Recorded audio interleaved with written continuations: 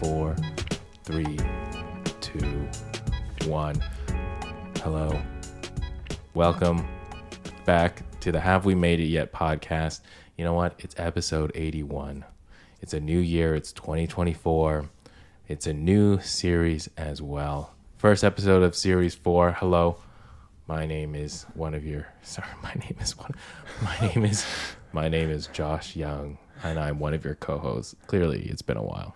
Hey, good to see you again, Josh. Hey, nice to see you. My name is Lucas, and I'm the actor portion of this podcast.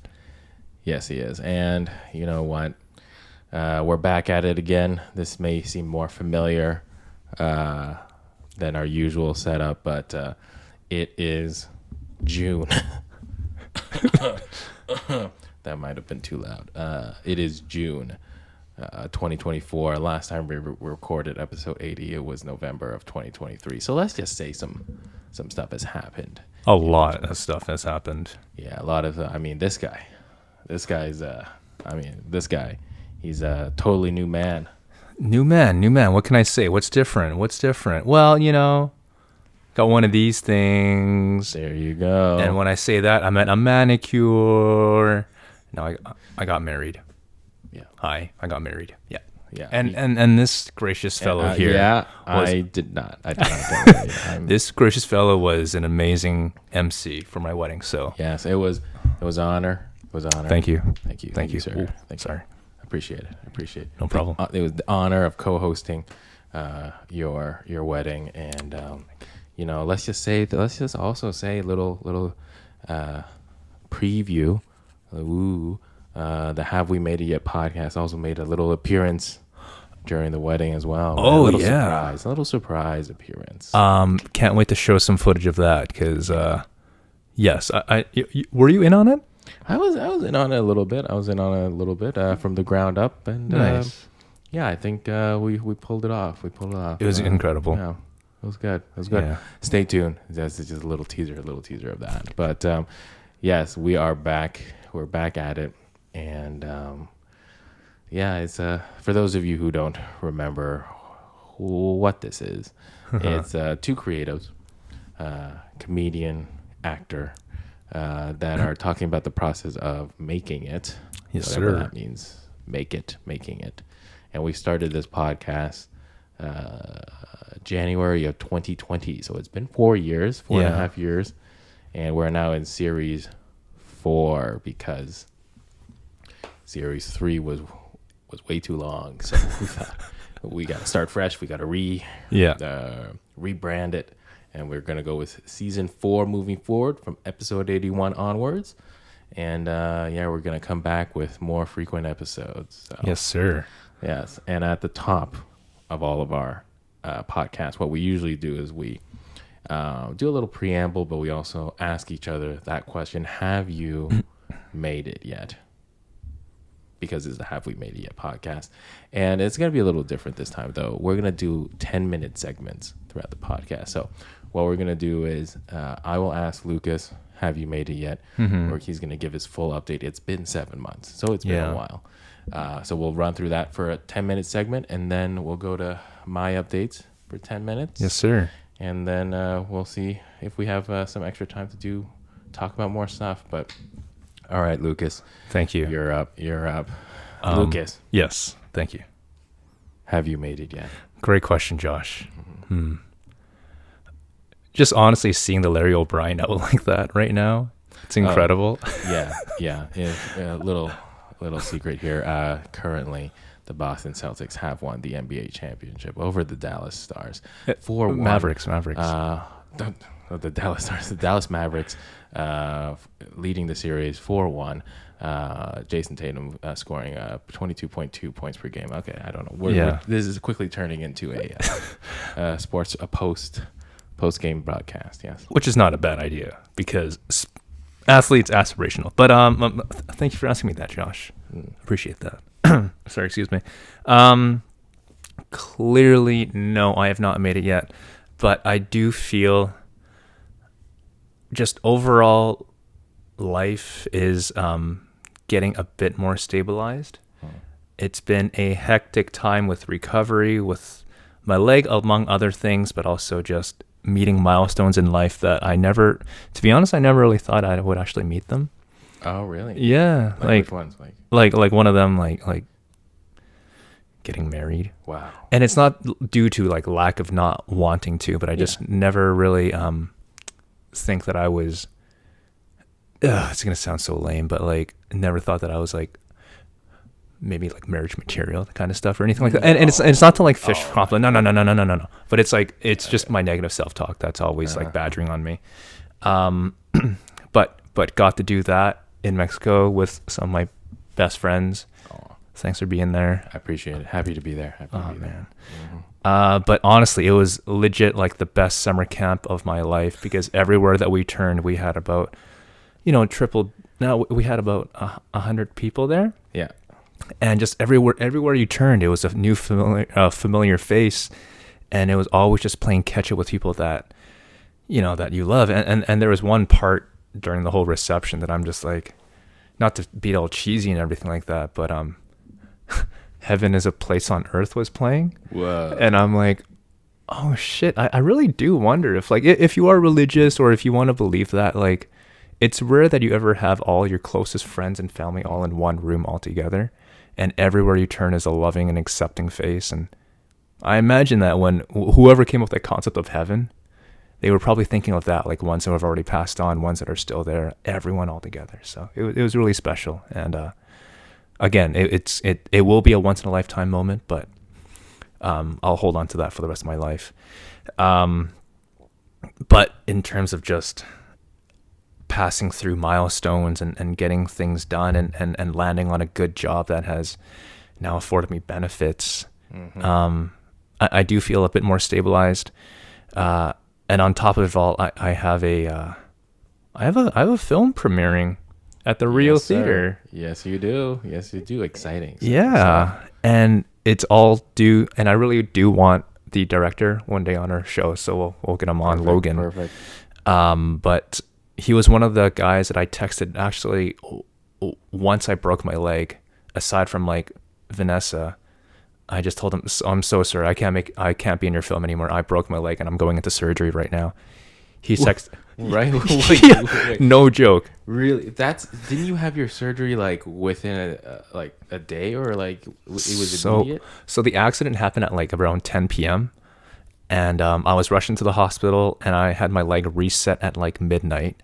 And so that's when they admitted me into the hospital. I stayed overnight there. At about like 1 a.m. or so, they just hurriedly woke me up to take some x-rays. And then so I was getting wheeled away on my bed and I was like, where's my phone? And then it's at that moment that I remembered, oh shit, I have to film a film in like a week. And so while I was getting wheeled away to take my x-rays before the surgery, I texted Logan. I said, bro, I'm so sorry. I'm really fucked up right now. Wow. I can't make it to I can't be in your film. And he said something along the lines of, don't worry about it. We'll rejig. Yeah. And to this day, thank you so much, buddy. Wow, that's crazy. That's some dedication to be like, my leg's broken. This is a super traumatic experience. Yeah. I just got to text my director real quickly. Just let him know, just to make sure he's all caught up. Yeah. Wow. Yeah. So thank you, Logan, for that. And so that film, they had to rejig my scenes and everything like that. It's of course it's going to be a reduced role and everything like that, but more than happy to be a part of that and to have it play at the Rio Theater later in July. I know we are about to cap off at our 10-minute limit here. I think we have a couple minutes actually, because we started recording like 2-3 minutes. So let's go for another. Sounds good. 3-4 minutes, unless we. So with the whole navigating through this injury and preparing for a wedding and going through different life milestones and recovery and healing, I have taken a bit of a step away from my agent right now, and with doing like union auditions and all that stuff too. And actually, as a result, I haven't actually told anyone else aside from my now wife, but my agent actually dropped me from their roster due to inactivity. Oh. And she said, and I totally understand why, because I just haven't been active in doing different pursuits and also healing too at the same time. But right now I am agentless, and it's kind of at the same time just made me kind of reconfigure, like, do you love the craft for the craft itself? Well, Or do you actually just do it for the money, which is not a bad reason to do anything, to be honest. But outside of the money, outside of, saying that you're part of an agency, outside of saying, talk to my agent, do you still love the craft?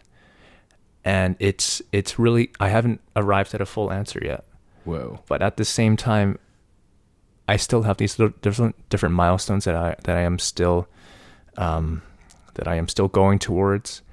And I'm confident in myself that in 2025, when I'm willing to pick this back up and I feel a bit more confident with my leg and my life a bit more stabilized, that I can potentially get another agent after this, and we'll see. She did say that if I did want to sign with her, that she'll consider. Right. But right now I am agentless, and yeah, it really kind of bumped me out initially when she said the inactivity part. But let's try to push through that and do it for the craft itself rather than all these other business side of things, because now it's really distilled down to what do you actually like this craft for, and it's really made me consider why I'm doing this. Wow. Okay. So pretty much, yeah, you're at a crossroads. This is quite the moment to be like coming out of an injury. You're newly married. There's additional like things you got to consider. Think of responsibilities. Yeah. A new job. So essentially, like a whole potential new career path. Mm-hmm. And then also getting dropped by your agency is definitely like one of those things where it's going to be a valley moment right now. But at the same time, you literally, as you say, you're in this film that's coming out. Yeah. That's being like premiered in a month, which I haven't heard. This is your first like premiere type of thing, right? Yeah. Mm-hmm. So it's like, wow. So it's a bit of everything. Exactly. A bit of everything happening at the same time. And that's very interesting. I feel like we can dive much deeper into what you're thinking about at this moment. Wow, big news on a big drop for Series 4. This is gonna set the tone for the rest of the Series 4, and we're gonna go with ups and downs. Don't call it a comeback though, because we never left, man. Yeah. Just call it maybe a slight decline at a steady ease, at a steady rate.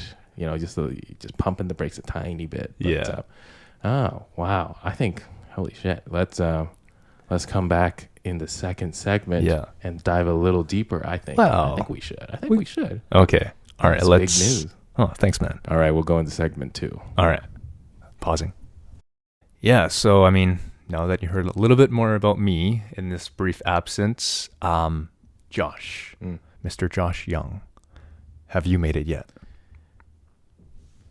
No, I have not made it yet. I have not made it yet. And so the last time since we talked, I was traveling in South America for about 3 months. And I mean, there were some opportunity, or I was looking for opportunities to do comedy in like Buenos Aires and Rio. Nice. In Buenos Aires, there weren't any English shows that I could find, but it was interesting though, still meeting new people. I actually met a rapper who's from Toronto. Yeah. His name's like Rio D, and became kind of friends with him. We went out a couple times, and so he was there actually to record some new rap songs. Nice. It's got a little insight into what his process was, and I think he'll be a good candidate as well in the future. Sweet.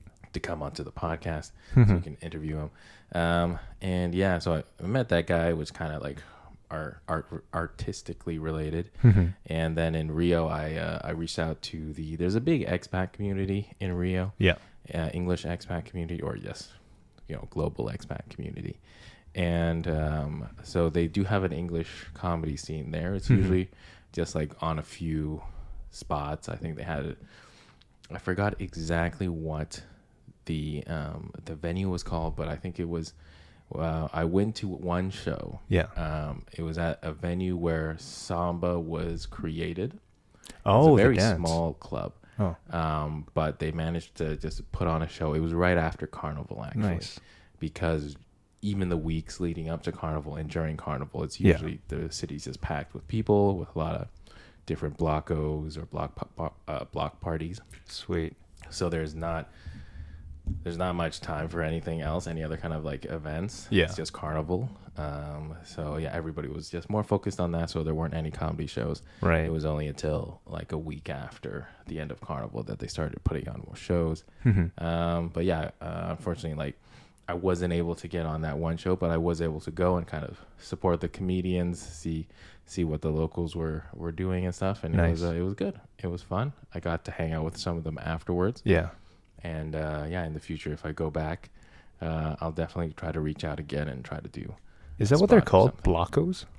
Blocos. Yeah, in Rio, in Brazil, Yeah. they're called blocos, which is just these moving block parties. Oh. It's usually just like marching band style. Yeah. They're playing like samba music. It's either traditional samba music or they're playing like samba style covers Yeah. of popular songs. And there's just like dozens of them in the like peak of Carnival. They're just all around the city moving around. Nice. So yeah, it's quite crazy. It's like probably over 1 million people descend into the city. Yeah.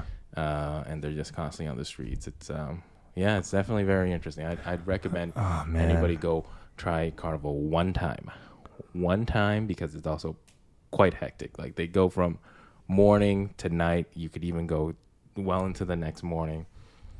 How do you have that stamina? Yeah, it's drugs and alcohol, so that's usually the case. And How does anyone work like a button-down office job during Carnival? I think a lot of people just don't. It's like you got New Year's, and then you got and the weeks leading up to Carnival, and then I think productivity as a whole just is at a low simmer. And then just during Carnival, more people are just paying attention. But I mean, yeah, of course, Yeah. things need to run, things will go. But Yeah. there's yeah, even though Carnival is technically only about a week long, Right. it's like it starts a couple weeks early on the weekends with still block parties running. Yeah. And then it'll keep going for like another week or two afterwards. Bro. But the peak of officially is during this 6-7 day period. Were you just shirtless for like a week? No. Oh. I wasn't in my shirtless on the streets mode yet. Maybe next time, but you know, Dude, I was you're wearing hot, tank man. tops. I was stop. But yeah, so no, but it was a great time. It was Dude. a great time. It was great. Yeah, I need to go to Carnival one day. And if you're gonna go back in the future, Josh, I might have to join you. So it's in January, you said? It's different every year because it follows Lent or Easter. Oh, is that like April then? No, not Lent, Easter. It's Oh, I didn't know they were Catholic. no, it's based off of like one of the Catholic holidays because it changes every year. Oh my god, I should know because last Wednesday? year, yeah, something like Ash Wednesday, something like that, right? So it's supposed to start. It's like 40 days of, maybe it's the 40 days of Easter type of thing. Yeah, but you're right. It is Lent though. Lent is 40. Yeah. So it's like it'll start at probably the beginning or right before the beginning. Yeah. So this year it was February like 8 to 16, something Right. like that. And then next year it's gonna be February like 28 to March 6 or something like that. That's so exciting that it changes every year. Well, yeah. I mean, like the earlier this year, it was actually one of the hotter ones, like in terms of heat. Oh yeah, because they're on the other side of the equator. Yeah. It was the first time I was ever down there too, so it's very. How hot was interesting it? to see that. It was good. It was like usually 30 degrees. Oh, shit. Every day. Yeah, Dude, and you weren't shirtless? I wasn't shirtless, but I was definitely wearing just like tank tops the whole time. Right. Yeah, you get sweaty like 5 minutes after you walk out the door. Bro, not to just bring it back to the wedding or anything like that, but like on the day of, it was close to like 35 degrees, and I had a suit on, and like you guys were also like, you guys were dressed up well, nice too. So I can only imagine yourselves sweating out buckets. But you know what's funny is like during your ceremony, everybody was like nice and like in pants and stuff, and I was just the one guy who was like, I think I could pull off shorts. Right? Did you wear shorts? I wore shorts. Oh, nice. But it was only briefly for the ceremony. Yeah. Because after this, it was like about 4 or 5. After the ceremony, though, the temperature did feel like it dropped. Yeah. So that was fine. But it was like during it where everybody was roasting for a bit, I was like, well, this ceremony is like, I'm not going to be in that many pictures. And in the group picture that we were in with the Toronto people, I purposely made sure I was in the second row so you could not see me. You could not see my shorts. I couldn't see your legs, man. No, you couldn't see my shorts. Oh, man. So it looked like I was still, good and stuff. But but I just had to make sure I was ready in good, peak physical condition for co-hosting. You just gotta do your pregame. Bro, did you pregame beforehand? Like get shit faced? No. Okay. Usually I don't like to drink before a performance, and then after, as you can attest, I made up for it. Oh yeah. Yeah, I made in up boatloads. In boatloads, yeah. There's the funniest thing coming out of that was I blacked out for the last few hours, and somebody told me afterwards that I was having a full-on drunk Spanish conversation with a Spanish guest. And Jesse? He was talking, or somebody told me that afterwards. And the other Spanish person was talking back to me. It was like we were having a drunk Spanish conversation, but I don't know how to speak Spanish that wow. well. Yeah. You're Pitbull, Mr. International here. I mean, now I'm trying to learn Portuguese, so we'll see. I just have to get blackout drunk, and apparently that's my special skill is speaking Spanish when I'm blackout drunk. But that's the only time. It's that time I was blackout drunk, and then December 16th, 2011, and then that's it. December 16th, yes. But yeah, okay. So coming back to this, coming back from traveling, I am in like a new opportunity as well. Yeah. So a friend of mine from high school, a really good friend of mine, Daniel, we talked about potentially partnering up on a venture. Last year, because he has this ambient sound app on the Windows store. So it's like a Windows app. It's called Ambie, AMBIE, and he's already got it running. It's really well designed and developed, and he already has like users on it. People are trying it, and he wanted to get into more meditation like guide type of content, and because of my sleep podcast, he was like, oh, maybe you'd be interested in adding some content. But both of us were even more busy last year, so we were never able to get into like having a meeting. And then when I came back from traveling, I was like catching up with him, and then we started talking about it again. And both of us, we realized we had very similar ideas about the app.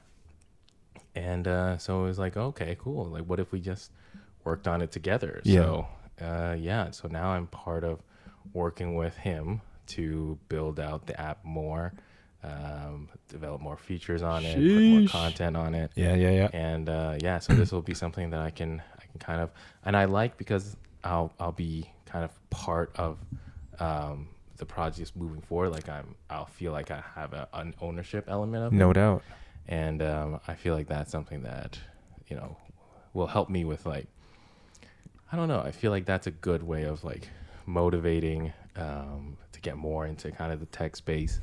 And of course, if you look at nowadays, it's just, you kind of need a side gig too. You need multiple things going at the same time, because everything's so much more expensive. So this is gonna be like one of my side gigs that I'm hopefully turning into like a full-on main gig. Right. And but it's very exciting. But with that, then it's like that mixed in with like your usual kind of work or comedy stuff. It's gonna be tough to balance, but overall, I think it's definitely a cool venture to go into. So, so yeah, I'm looking forward to that. And yeah, comedy. Yeah. I'm at a weird crossroads, I think, with comedy as well.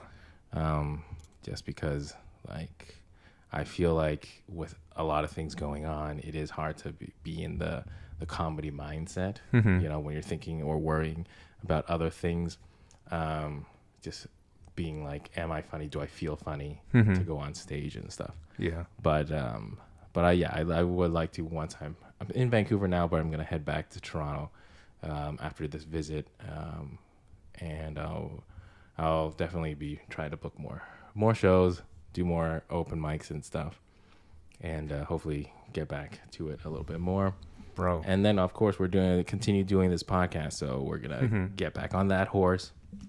It's gonna be a busy time. But quickly going back to you, I kind of like gave a little bit of my direction. Yeah. So where are you now in terms of what kind of direction or you want to go in with the acting, or like, what are your ideas outside of like the premiere that's going to happen next July? Next month, like after that premiere is like, what's the plan? For sure. So what's the plan moving forward? Oh man, you sound like my dad. No, I'm kidding. I love my dad. I love you too, bro. Oh, I love you too, man. The plan is right now, outside of the whole premiere and everything like that, it is, I did give myself a bit more of a leeway. I said 2025, go back to either the agent right now that I'm in limbo with, because actually, you know, I just showed you the email. Yeah. Off camera. You know, so it did say like, you know, if you want to join us again, like just let me know and we'll discuss then. But at the same time though, like you and I were talking about just how stability kind of feels kind of cool at the same time. I really don't have that struggle fetish anymore. You know, like, oh yeah, the struggle fetish. Like you ain't nobody if you're not working a minimum wage job and going around town for auditions. Yeah. You didn't earn it. But at the same time though, I have benefits. Like I haven't had benefits in my life.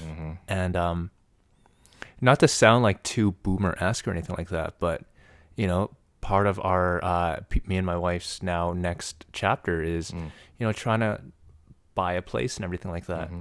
And I remember when I was, you know, still acting full time, or that was my main thing, and working at a grocery market, and having to fill out mortgage applications, and dude, it's so embarrassing talking to, like, I don't know what you call them, mortgage specialists or bankers or just... Yeah, probably mortgage specialists or financial advisors, or that will then also show you some basic stuff about that. But yeah, mortgage advisors or specialists. Yeah. And then they're like asking you about like, what's your income coming in and everything like that. And, you know, what do you anticipate for your next yearly annual amounts? And you man, thank God, you know, like I do have a wife right now that has a stable income and everything, but it's I really didn't feel like I was pulling my own weight. Right. And not to say that I'm going to throw away my whole acting thing, because it's still there. I still love the craft, and I recently got an audition call to audition actually for a Vancouver Arts Club play called Cambodian Rock Band. Whoa. Which I did have to turn down because it is in person, and they'll be relying on me because it's a live stage production. Right. Doing very physical, and it's literally asking me to be there instead of, you know, zooming in for an audition and everything like that. But going forward, I'm going to more take the acting as a complementary. Oh my God. I'm so sorry. I'm so sorry. I'm so keeping this in. No. No, hold on. No, it's because I tried to hold it. I saw something on your face, like you were trying to not say something. I was trying to hold it in to see it, but it was like creeping more in the back, and I shut my mic off to try and hide it. But how do I hide it? How